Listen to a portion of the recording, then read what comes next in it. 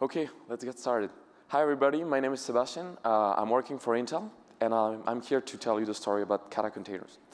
So in the agenda today, we'll see the reasons why we actually started Kata Containers. We'll talk about how Kata achieved to get accepted by the container ecosystem. We'll look at the community growth, the Kata community growth. We'll also take a look at all the influence that Kata and other VM-based container runtime had on other components of the ecosystem itself. And as a last point, I will talk about how Kata supports multiple hypervisor, which helps him also being more integrated into the space. So container, they're super easy to use, easy to deploy, to port. Everybody wants to use them, and that's why they're so appealing. So a container is something pretty simple. It's a simple process that will run on your host OS, but will leverage like some security mechanism exposed by this host OS to be isolated from other processes running on the same host. The problem with that is we don't think that software security is enough because you're actually leveraging security from the OS itself. And you could imagine like some exploit from a container to actually compromise this host OS to cause like a denial of service or even compromise other container running on the same system. And so everybody still wanted to use those containers because they are easy to use, but they had to solve the problem about how to get them more secure. The way to solve that is to run those containers inside VMs. And so manually, the CSPs have been like spawning VMs with containers for different tenants. So let's say you have one tenant that will run some containers. You will spawn a VM dedicated to this tenant so that it will not interfere with the containers of another tenant. The problem with this approach is that it's painful for the company and the CSPs to maintain all those virtual machines, and that's why it's kind of problematic. And that's the observation that Intel and Hyper.sh with Clear Containers and with RunV project made like 3 to 4 years ago. Saying, let's actually run seamlessly those containers into virtual machines. And that's where Kata Containers came from, because at some point in December 2017, they decided to merge together into a single project, which is Kata. So Kata Container is actually pretty simple. If you remember the previous diagram, well, now the container is not directly running on the host OS, but instead it runs inside its own virtual machine, meaning that it runs on top of its own guest OS. And what that means is that even if one container can actually compromise the OS, well, it will only be able to compromise the guest OS, which means that it will not be able to escape the VM and then compromise other containers or the host itself. So those are the reasons why we decided to start Kata Containers. But let's see where Kata fit into the picture of different stacks and why we decided to choose OCI as the integration layer. So if we'll take a quick look at Docker. When you do a Docker run busybox sh, I don't know. Docker will basically ask the container runtime to spawn a new container on its behalf, but it will do so by doing a call on the OCI abstraction layer. And runc is the standard container runtime implementing this OCI layer. If we take now Kubernetes as the example. In case of Kubernetes, there's one more layer of indirection with the CRI interface. And so you will have CRI-O or CRI containerd implementing this CRI interface. Kubernetes will call into this interface, but eventually those CRI-O and containerd components will also call into the OCI abstraction layer, which will use runc to spawn a container.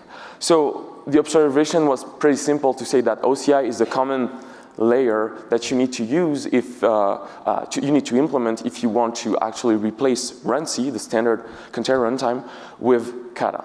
And that's what actually we did. And that's the way Kata containers achieve to be seamlessly integrated in the whole stack by simply replacing the OCI layer. And now when the same Docker or Kubernetes want to spawn and create a pod or a container, well, it will eventually be created inside its own VM. So it's very important that Kata is OCI compatible, and we'll see what that means. So OCI is a pretty simple spec with like only 5 commands. Those commands are basically helping you to create a container and then manage its life cycle. But OCI itself is not enough if you look at what Kubernetes and Docker expect, because with Kubernetes or Docker, you could exec an extra process inside an existing container. You can also update the resources such as CPU and memory related to an existing container. And that's why we also had to implement the extension brought by runc. So OCI is only 5 commands, but runc extends that with other commands that Kubernetes and Docker assume. And because we wanted to be completely compliant with the whole ecosystem, well, we had to also implement runc commands. So just to give you an explanation on that here. The other aspect of being OCI compatible is that, unfortunately, OCI will allow you to create and spawn a container by talking to this container runtime, but once the container is running, it's only a simple managed by a process ID. So those orchestration upper layer will expect to monitor and send I/O to this container by directly interacting with the container process on the host. So there's a huge assumption about a container will be on the host and there will be a process ID associated with this container. So how does that work in the case of Kata? Because we don't have any process ID. The container is running in its own VM, and the VM is not the right solution for that because a VM could have several containers, so you cannot simply track the process ID of the VM. Well, the solution was to introduce a Kata Shim, which is a process mimicking the container behavior on the host side.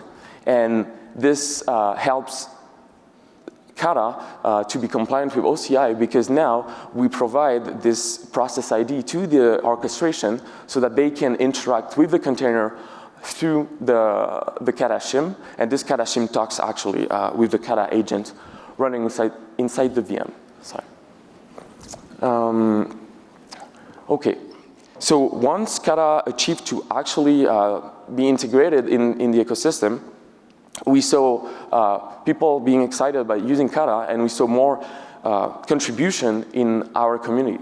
And I would like to mention that both ARM and IBM have been contributing to add the support for multiple CPU architectures, because initially the project was started from Intel and Hyper, and that's why we focused only on x86. So thanks to them for that. The second big part of contribution came from the major Chinese CSPs like Huawei, Baidu, and Ali about enhancing the stability of Kata and making Kata production ready. An example for that is, let's say you're running Kata in production and you want to update Kata, but you have one of your customer that is actually running a long-running VM for a month. Well, you still want to make sure that if you update the Kata runtime component, the Kata agent running inside the VM will not be updated, and you still need to make sure that there's backward compatibility with that. Another aspect of contribution is coming from other CSPs that provided resources to Kata so that we could run our CI, because Kata, on every PR that any repo of Kata receives on GitHub, this triggers a job on Jenkins, and Jenkins spawn a VM worker, and so we need resources for that. So thanks to those companies to just giving some resource for that. Just a few numbers about the community growth. It's been now a year and a half that Kata has been started, since December 2017, sorry. And we're around like 2,000 pull requests across all repos, with around 100 contributors for all those pull requests. And so this is very encouraging for the future of the project and of the community. So we saw how Kata first integrated into all the stack and the container ecosystem. We saw how our own community grew, but one important part about being even better integrated into this container ecosystem is to influence other components that are part of this ecosystem. And so I will mention a few examples that show that Kata and other VM-based container runtime have been able to actually influence this container ecosystem.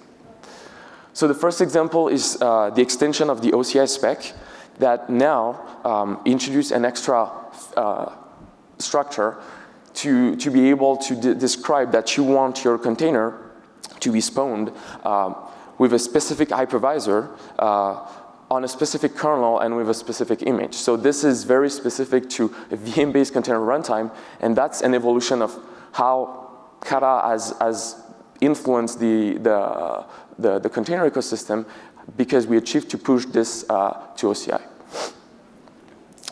Another big example is that before, when you wanted to run your container in the context of Kubernetes on runc or either or Kata or gvisor or any other container runtime, you had to use annotation that were not recognized by Kubernetes itself and by the CRI interface.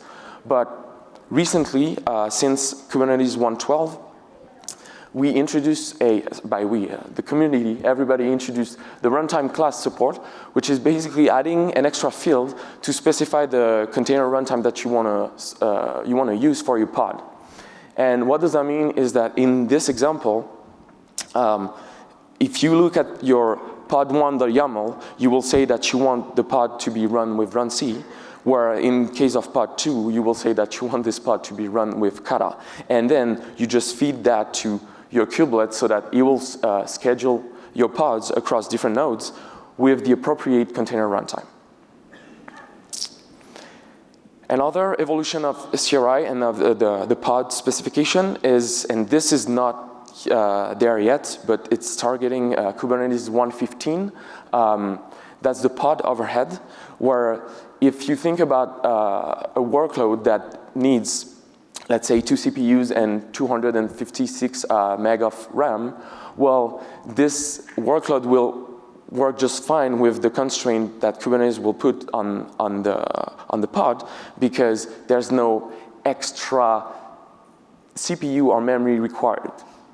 But let's say that you want to run the same workload with Kata or any VM-based container runtime. You know that the VM will cause some extra memory consumption, and you know that, for instance, the Kata agent running inside this VM will cause some extra CPU consumption. And those are the reason why, in the context of VM-based, we need some overhead to be described at the pod level. And so this pod overhead extension will allow us to specify that in case of Kata, we want an extra CPU, for instance, with 128 meg of RAM, and Kubernetes will directly understand that it actually needs for this pod 2 to schedule, to constrain the pod with 3 CPUs and 384 meg of RAM. So yeah, that's really to get Kata better integrated to not run out of resources in case of using Kata. So the Shim v2, that's something that has been introduced by Containerd, and that's actually supported by both Containerd and Cryo now. But let me get started on how actually things work without v2, and then I'll talk about v2. So when Kubernetes wants to start a pod, you do your kube control apply, and this will just create a pod with containers for you. This calls into the CRI interface, and this interface is implemented by either containerd or cryo. What happens is that then containerd Shim or conman is going to be spawned by those CRI implementation, and eventually they will call into the container runtime, so either runc or Kata or gvisor. And this containerd Shim and conman component is here to monitor the container process. So in case of runc, the actual container, and in case of Kata, the Kata Shim that I've been mentioning. But the problem with this approach is that there's like a lot of indirection layers, and that's why containerd came up with like a new interface that we call the Shim v2, and Kata also implement this. The big benefit with this interface is that Kata runs a single long-running process that implements a gRPC server.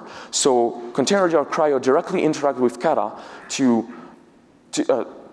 this gRPC interface to spawn container on its behalf. But now we don't need any extra Kata Shim components because this Kata v2 is running for a long time, and it directly manages all the connection with the containers inside the VMs. So that's one way to eliminate indirection layers, but now the really good improvement coming from this interface is that there's no more host PID assumption with that.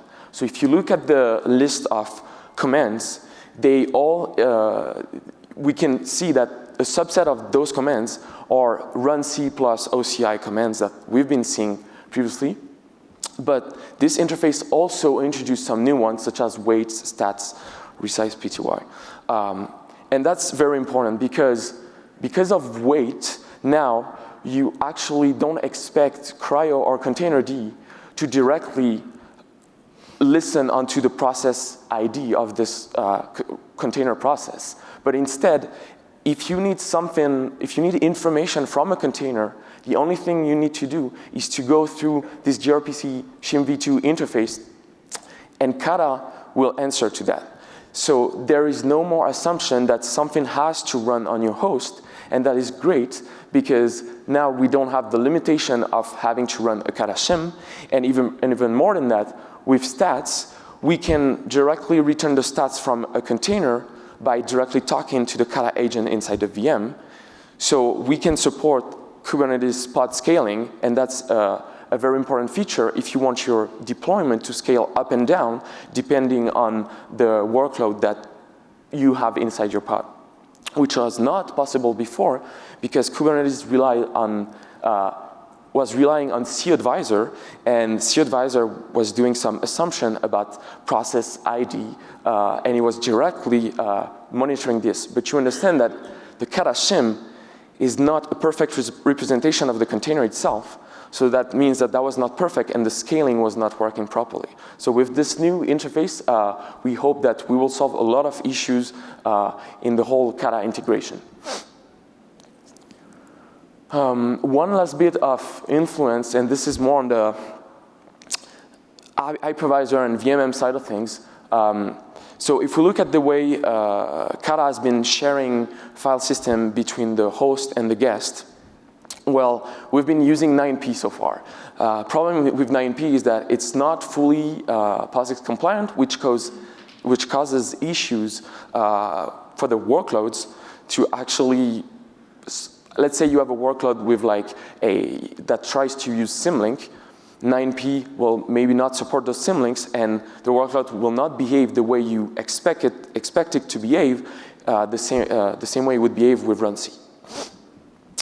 Also, Virtio 9p is not very performant because, unfortunately, it involves an extra copy of the data, and that is the reason why we've been saying for a long time that if you want to use Kata in production, use it with device mapper, which will eventually use Virtio block, so a block device, instead of a direct file system sharing. But Red Hat worked for the past few months on a solution to replace Virtio 9p, and this is called Virtio FS. This solution, because it relies on leaf views, is fully POSIX compliant, and will solve the functional issues that we were seeing with 9P. And because if you use VeriOFS with DAX, and if you actually map directly the files into the shared memory that is shared with the guest, well, what happens is that you get the same level of performance as VeriOBlock, and that's very encouraging because we might reach a point where we could say that Kata can also be run in production, not only with device mapper, but also with the overlay storage driver. One thing to mention that Kata has to take care of is that with 9P, the backend was implemented in the VM itself, and that's why, that's why by simply constraining the VM, we were properly constraining 9P, but the 9P backend. But in case of VeriOFS, because this is a vhost chooser implementation, vhost chooser involves an extra component that is the backend, and so this VeriOFSD is the daemon implementing VeriOFS. So that means that now we have to constrain both the VM and the daemon. So that's just something to keep in mind that Kata has to apply to make sure that VeriOFS will still be a safe solution for Kata. So last part about this presentation, I'll talk about how Kata tries to, again, integrate as much as possible with every component of the ecosystem. And this goes with integrating properly and supporting multiple hypervisor. So here you have QEMU, Firecracker, and soon we'll have Acorn. So a bit of explanation on QEMU and NEMU. So QEMU is the default hypervisor that is used for Kata because it's completely multi-purpose. Anything you could think of about doing with an hypervisor, well, QEMU can do it. If you want to direct assign a device to your guest, you can do that. There's VFIO support for that. So the device model is huge and can basically address any of your needs. But the problem is that because this device model is so huge, the code base is actually very wide. And additionally, it's written in C, which is not the most secure language. And that creates a potential attack surface. So that's why Kata also supports NEMU, which is a derivative of QEMU that removes a bunch of emulation and that reduces this attack surface that we're talking about. So Kata supports both use cases, both hypervisor, I'm sorry. And the second one is Firecracker. So Firecracker has been released by Amazon in December 2018. This is a very lightweight hypervisor.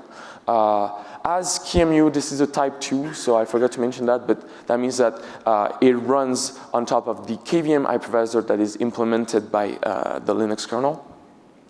And it has a very narrow focus and is really use case driven. So they chose to support only a few use cases, and because of that, they can actually have a very reduced device model, which allows them to have a small code base. Additionally, this code base is in Rust, which is a very safe language, which makes this VMM a very secure VMM. So this is more secure than QEMU, but at the same time, it doesn't solve all the needs that you could have because, for instance, it doesn't support file system sharing. So let's say you want to share a whole directory between your host and your guest. Well, Firecracker will not be able to do that, and that's why you have to understand the use case that you have to make sure that you use it properly. Acorn, this is an hypervisor coming from Intel. That's a lightweight hypervisor, but in that case, it's a type 1. That means that it runs directly on bare metal, and it has a huge focus on automotive and IoT, and so it implements the functional safety industry standard because of this automotive focus that it has. So again, this third hypervisor has another focus than QEMU or even Firecracker, and that's why Kata decided to support this hypervisor. In that case, we have a small code base in C, so this is not as secure as Firecracker, but still pretty good. And yeah, I think that's it about Acorn. So to conclude about those hypervisor, keep in mind that you want to identify the use case that you're trying to solve, and then you will be able to pick the right hypervisor for your need. And to do so with Kata, that's pretty simple. You just edit your configuration.toml, and you get to choose the right hypervisor for your need. So the key takeaway for me, for this presentation, and I'd like you to remember those two things, is that we always have to start with integration and then try to influence back all the ecosystem so that eventually you can integrate even better. And that's what Kata has been doing this whole time, and I hope that this continues in the future. So if you want to join the fun and join us with the community, you can get started on the project by directly looking at the different repos. So here, I mentioned the runtime repo, but we have a few. If you want to get started, look at the documentation about developer guide. And if you want to contact us, we have 3 different ways. Go on Slack, IRC, or our mailing list. And we also have a community meeting every week on Tuesdays at 8 a.m. PST. So please feel free to join if you're interested. Thank you.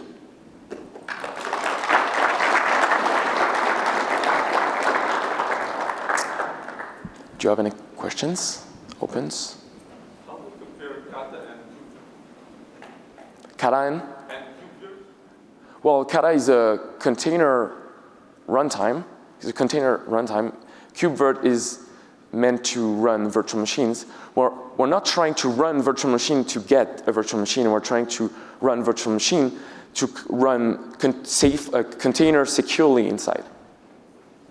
But if I need to choose, I would like to run my workloads in a safe way in VMs, right? But manage it through Kubernetes. Yes. When should I choose KubeVirt? When should I choose Kata? Well, if your workload is container-based, you should use Kata. If your workload is not containerized, then maybe you should use KubeVirt for that.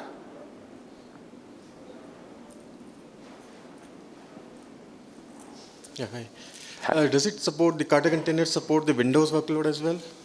No. No. No, because the Kata agent in the VM doesn't support, it doesn't run on Windows, and so yeah, no, we don't have this support yet. That's something that might come up at some point on the roadmap, but this has not been like the first priorities, but yeah. Okay.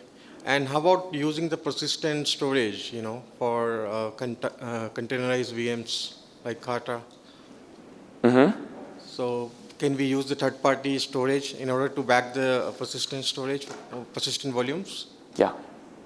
You can do that with Kata. Yes. Okay. Yeah. Thank you. My question is, I saw that you have a specification, you can define the overhead for a Kata container. So what's the general overhead for the Kata container compares to a normal container? So I think it's going to depend on the actual hypervisor that you're going to choose, because QEMU has a different footprint than Firecracker, for instance. I think it's around 100 meg, as I showed out on the presentation, but you really have to make sure that we're talking about the same thing, because depending on the hypervisor, you might have like a huge difference between QEMU and Firecracker, for instance. So yeah. That's for memory, 100 megabytes, but for CPU, my understanding is this usually should not actually cause any... No, the VM itself, no, but it's more about the Kata agent that is an extra process running inside your VM. So instead of having only a container running inside the VM, you also have this Kata agent that is, you don't see that, it's just transparent, but it's still running and still consuming some potential CPU load. But is that busy processing information, or it's just... No, it's not super busy. Yeah. It's just to receive command from the Kata Shim and the Kata runtime through gRPC. So this is just receiving a few requests, but this is not like busy processing something. No. Thanks. Yeah, I have a question about this type 1 hypervisor. How are you going to implement that? Where is the Kata runtime is going to be run? So in the what they call the service OS, so they have the hypervisor on bare metal directly, but then they have one OS that actually controls all the other VMs that they're going to run. So they have one VM that is the master VM, and the other one which are like the worker VMs. So Kata will run in the master VM, and then will spawn new VMs directly talking to the hypervisor on bare metal. Okay, thank you.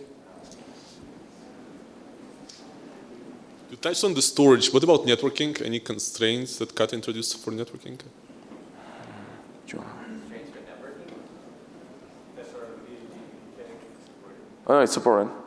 Yeah, sorry, and DPDK, definitely.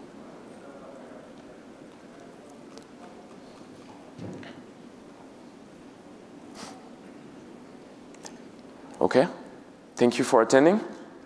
Have a great day.